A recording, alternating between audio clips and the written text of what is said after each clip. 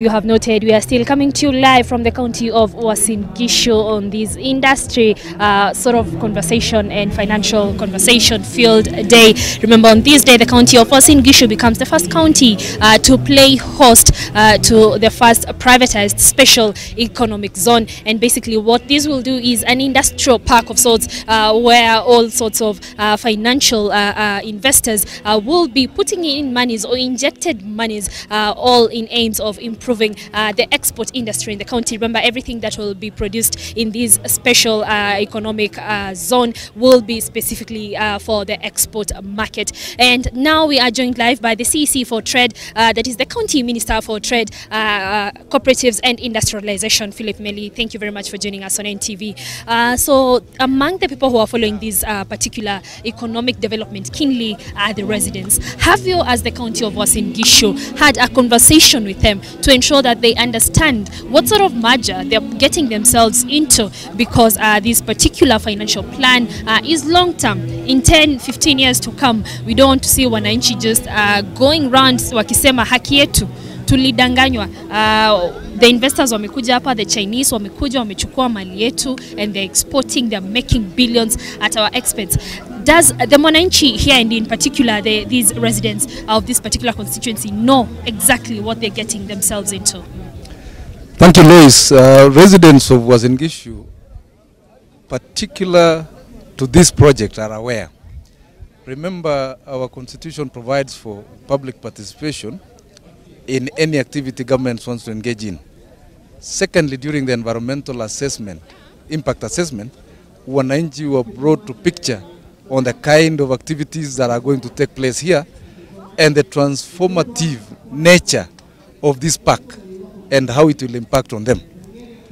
For that reason, we've spent almost 3 years engaging the public around this region, and this is a matter that shall continue to engage the public, because it's a whole paradigm shift, it's a whole change of culture. This is a region where we pride ourselves with agriculture. We do a lot of farming. The investor who is investing in this is changing from a normal farm, which has been producing maize, to now an industrial park. It is also having its own details of a special economic zone, which is managed by the Special Economic Zone Act. The Act indicates that government plays a bigger role in facilitating the existence of such a zone. So you'll realize that there is a lot that goes into it, from the government legislative implementation, where we shall have a lot of tax waivers, rebates that shall be provided by the national government, including the county government in terms of fees and levies that shall be given in terms of waivers. It will also require the Mwananchi to understand that we are shifting from agriculture to industrialization. Now it becomes a traditional cultural shift. That is why we shall continue to engage the residents of this region to understand the shift.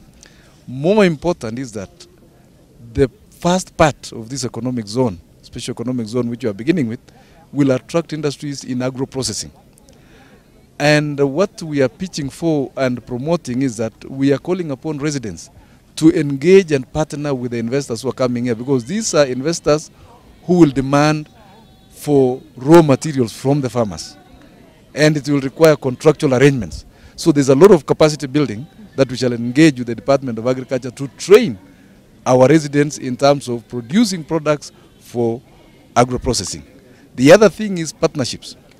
This does not mean external investors alone will come and invest here.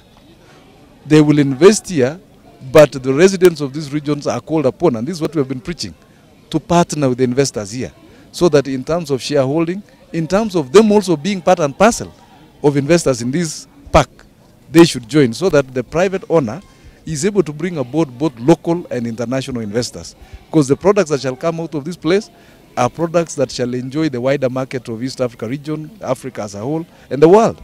So we do not want individuals come make money alone and leave without our residents. That is what we are pitching for, and it's a continuous process. We've done that deliberately because as a county we've trained more than 2,400 SMEs to understand what we are going for. And of course, among the other role that the county of Uasin Gishu should play, and very keenly for that matter, is the role of just playing host to this industrial park. There should be a lot of talks going on and negotiations between you and these investors who are looking to inject about 200 billion Kenyan shillings. We have seen where we have such huge investments in terms of even a natural resource or even an investor just coming into a county. That particular county bargains for a particular percentage of the profit to benefit directly the residents of that county. As a county of Uasin Gishu, how are you looking to tap into the benefits that will be going into the 200 billion economic zone?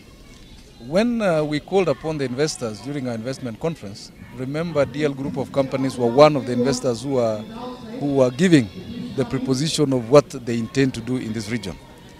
They went ahead and bought this land for purposes of attracting investors, because remember, we do not have a lot of government land, we do not have enough land banks for our investors. So we promote the private individuals who have land to contain and maintain and transform that land into an attractive resource to the investors. For this purpose, you realize that we have two things here. Here we are attracting industries that come to do agro-processing.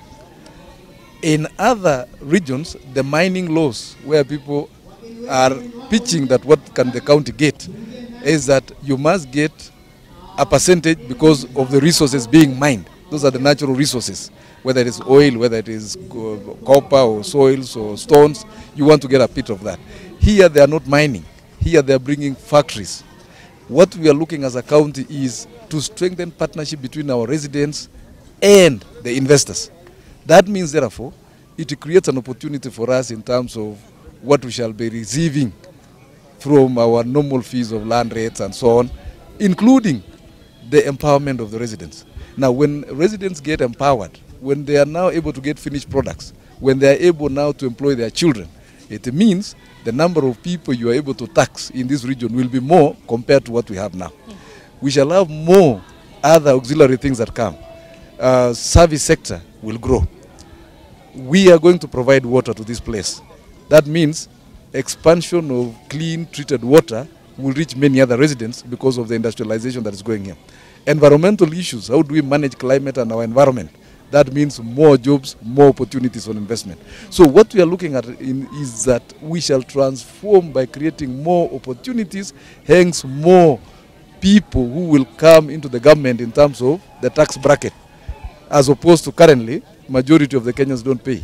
But when all these people get employment, they get what to sell and what to buy, what to export, then we transform their lives. Thank you, Philip Melly. Philip Melly is the CEC for Trade, Industrialisation and also Cooperative Matters here in the county of Uasin Gishu. Just telling us that the county is rightfully so positioning itself in matters legislation and also matters talking to Wananchi just to let them know what exactly they are putting themselves into, the sort of investment this is, the number of years that this particular economic zone will be here, and how to ensure that indeed Wanjiko is a beneficiary and understands how they can tap into this economic resource.